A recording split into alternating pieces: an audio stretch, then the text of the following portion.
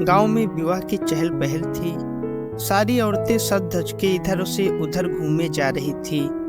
सारे मर्द भी साज सज्जा करके इधर उधर इतरा के घूम रहे थे। बारात बस निकलने ही वाली थी। हमारे गांव में विवाह के अवसर पर एक बड़ी मनोरंजक रस्म अदा होती है। बारात के रवाना हो जाने के बाद वर के घर पर रत जगह होता है।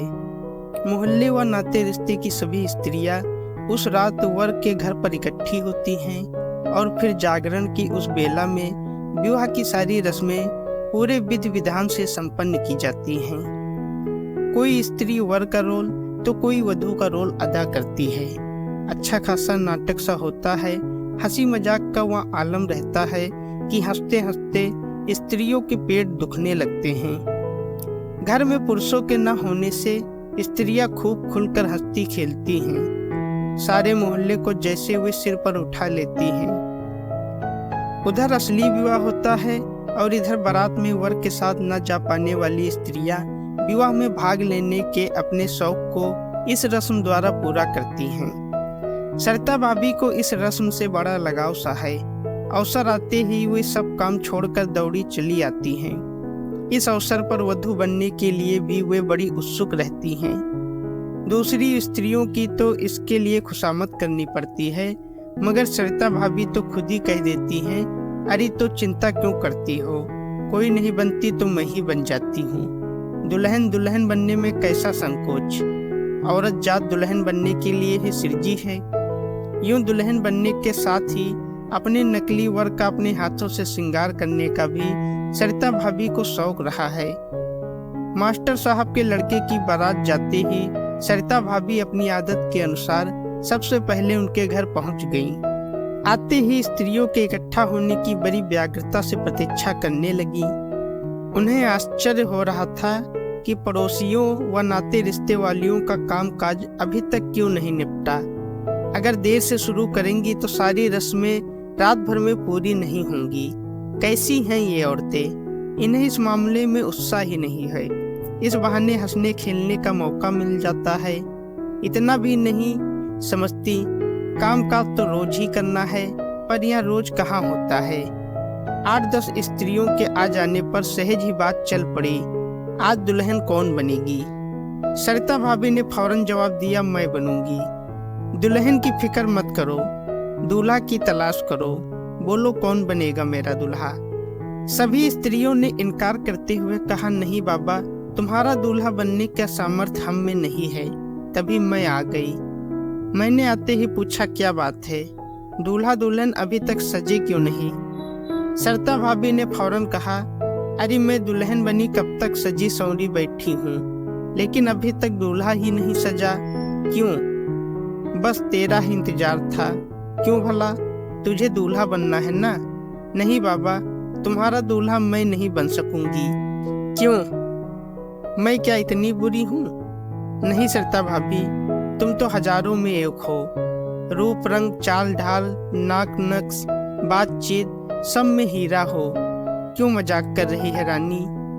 यह मजाक नहीं है सरिता भाभी। मैं अगर पुरुष होती तो क्या करती, तो मैं सचमुच तुमसे शादी कर लेती, और अगर शादी नहीं हो पाती तो मैं तुम्हें भगा ले जाती।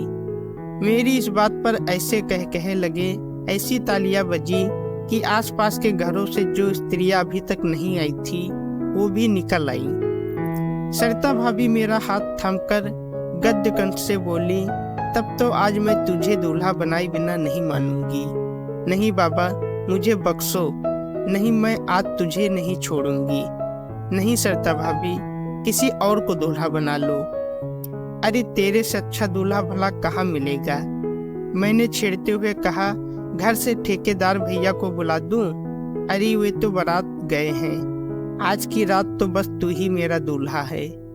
तुम हमें परेशान तो नहीं करोगी सरिता भाभी? अरे अपने मन के दूल्हे को भला कोई परेशान करती है। कह पर कह लगाते हुए सभी मुझको विवश करने लगी। बसंती भाभी तो मास्टर साहब के घर में से मर्दाना लिबास भी ले आई। मेरी साड़ी उतार कर मुझे पैंट शर्ट पहनाने लगी।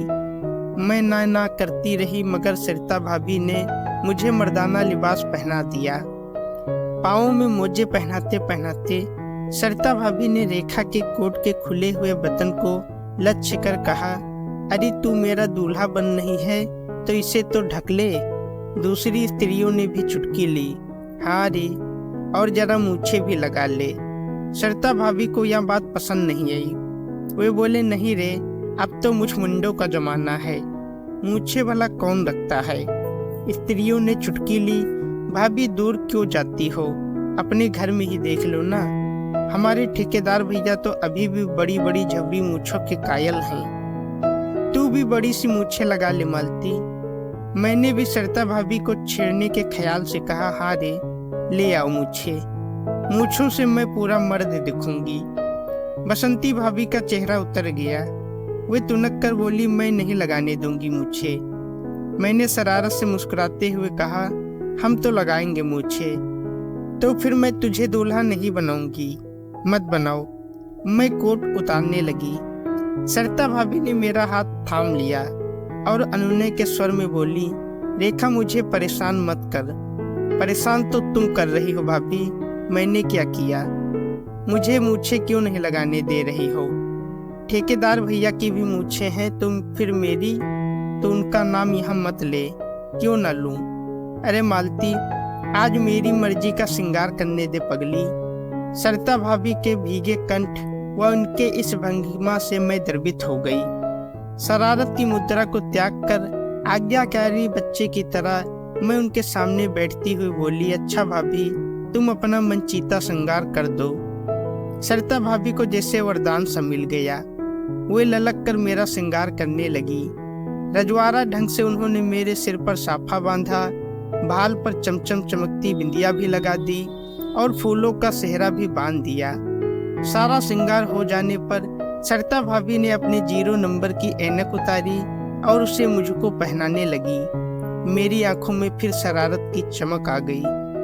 अपनी फूटती हंसी को रोककर मैं बोली, सरिता भाभी, ऐनक मैं नहीं लगाऊंगी। भाभी ने दयनीय मुद्रा बनाकर कहा, नहीं रे, ऐनक बिना तो दूल्हा जचता ही नहीं है। नहीं भाभी, ऐनक लगाने पर लोग चश्मिश कहते हैं। कहने दे, तू तो चश्मा लगा ले। मैं जानती थी कि सरिता भाभी ऐनक लगवाए बिना मानेंगी नहीं, मगर मैं फिर भी इनकार करती रही। आजकल ऐनक का फैशन ही नहीं, कौन कहता है आजकल ही तो ऐनक का फैशन है। नहीं है भाभी, चाहो तो सबसे पूछ लो। सभी स्त्रियों को इस शरारत में मजा आ रहा था, इसलिए बिना पूछे इन्होंने अपना मत व्यक्त किया। कमजोर नजर वाले ही लगाते हैं ऐनक। मैंने फौरन इस बात का सिरा थाम कर कहा, भाभी सुना आपने, मुझे कुछ नहीं सुनना है। मैं तो अपने दूल्हे को ऐनक पहनाऊंगी। मैंने भाभी के कान से मुंह सटाते हुए फुसफुसा कर कहा, क्यों, ऐनक वाला अभी भी मन में बैठा है क्या। भाभी का गुस्से से मुंह फूल गया। दूसरी स्त्रियां इस बात को सुन नहीं पाई थी, इसलिए वे चिल्लाई, या क्या गुपचुप बातें हो रही हैं। शादी अभी हुई नहीं और अभी सी कानाफूसी चलने लगी। इस बात को ना तो सरिता भाभी ने उत्तर दिया, ना ही मैंने। फिर मैंने भाभी के हाथ से ऐनक लेकर पहन लिया और दूसरी ही बात छेड़ दी, या क्या देर दार लगा रखी है, जल्दी कराओ ना हमारी शादी। स्त्रियों ने चुटकी ली, क्यों, ऐसी क्या बेकरारी है। मैं इकलाती हुई बोली, बेकरारी क्यों नहीं होगी, एक रात के लिए ही तो दुल्हन मिल रही है, और वह भी भाभी जैसी नगीना। अभी भी अपनी दुल्हन को भाभी ही कहे जाएगी। नहीं रे, शादी तो करा दो, फिर मैं इसे प्राण प्यारी कहूंगी, प्रियतमा कहूंगी।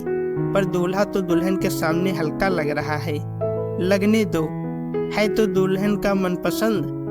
कह कहे पर कह कहे लगते रहे, मगर भाभी का चेहरा फिर भी नहीं खिला।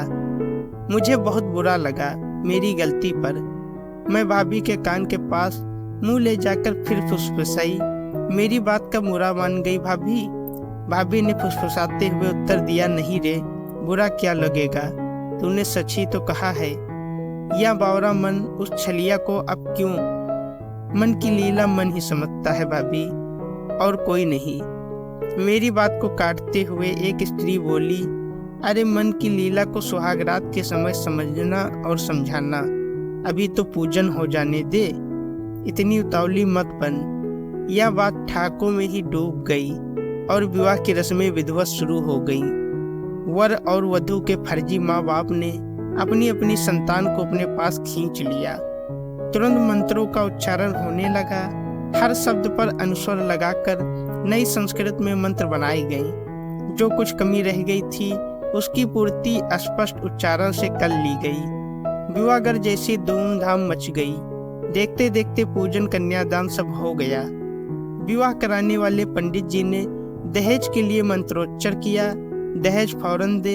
ठाके लगाने वाली और ताली पीटने वाली स्त्रियां फौरन दौड़ी और दहेज की वस्तुएं ले आईं। किसी ने दहेज में झाड़ू दी तो किसी ने जूतों की जोड़ी, कोई अलबेली कंकड़ ले आई तो किसी ने टूटी कंघी ही दी। इसी तरह एक से एक निराली वस्तुएं दहेज में आती गईं। बाकायदा सबकी सूची बनी। उस सूची में नाम व वस्तु दर्ज की गई। हंसते हंसते सभी के पेट दुखने लगे। दान दहेज से निपटते ही दूल्हा दुल्हन का जुलूस निकल गया। दूल्हा दुल्हन को तांगे में बैठाया गया। बैंड बाजा आगे आगे और तांगा पीछे पीछे चला। बाकी स्त्रियां मंगल गीत गाती हुई तांगे के पीछे हो ली। सारे मोहल्ले में खलबली मच गई। कुछ लोग हैरान हुए, कुछ मुस्कुराए। सब रस्मों को निपटाने के बाद विवाह की खास रस्म सुहाग रात का आयोजन हुआ। दूल्हा दुल्हन को एक कमरे में ढकेल कर कुंडी चढ़ा दी गई। कुछ अलबेली इस मौके के गीत गाने लगी तो कुछ चुहल करने लगी। ऐसे ऐसे फिक्रे कसे गए, ऐसे ऐसे मजाक हुए कि यदि कोई पुरुष सुन ले तो उसे अपने कानों पर विश्वास न हो। भले घरों की स्त्रियां भी ऐसा मजाक कर सकती हैं, या वह कभी मान ही नहीं सकता। सरिता भाभी भी इस सबसे बेखबर सी अपने आज के दूल्हे यानी मुझको बाहों में भींचे जा रही थी। चुंबन पर चुंबन लिए जा रही थी। मैं चुंबनों की इस बाढ़ से जैसे घबरा गई थी। मैं अपनी इस दुल्हन की बाहों की कैद से मुक्त होने की कोशिश कर रही थी। मैं बार बार समझा रही थी, मगर भाभी पर तो जैसे नशा सा सवार हो गया था। वे जैसे होश में ही नहीं थी। तमाशा देखने वाली स्त्रियां हंस हंस कर दोहरी हुई जा रही थी। सरिता भाभी को परे झटक कर मैं बाहर आने के लिए उठी कि तमाशा देखने वाली स्त्रियों ने दरवाजे की कुंडी लगा दी। भाभी ने दौड़कर भीतर से कुंडी लगा ली।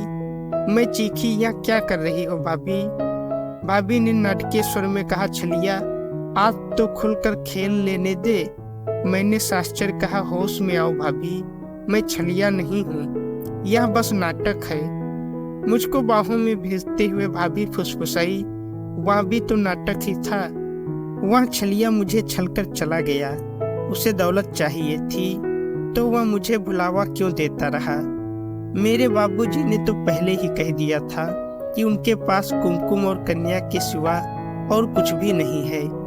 फिर भला वह छलिया ऐनक लगाकर मोहनी मूरत बनाकर मुझे क्यों ठगता रहा? ठगने के बाद भी अब वह मेरे मन में क्यों डेरा जमाए हुए है? जाता क्यों नहीं? भाभी फफक फफक कर रोने लगी। मैंने उन्हें अपनी बाहों में लेकर उनके आंसू पोंछते हुए कहा, उसे अब भूल जाओ भाभी, ठेकेदार भैया में ही मन लगाओ। ठेकेदार तो अब मेरे सब कुछ है ही, भले ही वे मेरे काका की उम्र के हों, पर अब है तो मेरे पति। उन्होंने गरीब बाप की इस बेटी को अपनाया तो दुहाजू ही सही, पर वर तो मिल गया मुझे। मेरा रोम रोम उनका है रे, पर इस मुए मन को कैसे समझाऊं? वह छलिया। भाभी की आवाज रोन सी गई। बाहर से स्त्रियां कुंडी खटखटाती हुई शोर मचाई जा रही थी, फप्ती पर फप्ती कस रही थी, मगर भाभी और मैं अपने आप में ही डूबी हुई थी। भाभी की व्यथा से मैं भी अभिभूत हो गई। मैं भी भाभी के गालों पर चुंबन अंकित करती हुई उन्हें अपनी बाहों में कसे जा रही थी। भाभी मेरी बाहों में पड़ी बुदबुदाई जा रही थी। छलिया अब तो मुझे छोड़ दे, तेरा मेरा नाता टूट गया, अब क्यों मुझे सताता है रे। दोस्तों, अगर आपको कहानी अच्छी लगी है तो वीडियो को लाइक करें, शेयर करें और हमारे चैनल को सब्सक्राइब करें। धन्यवाद।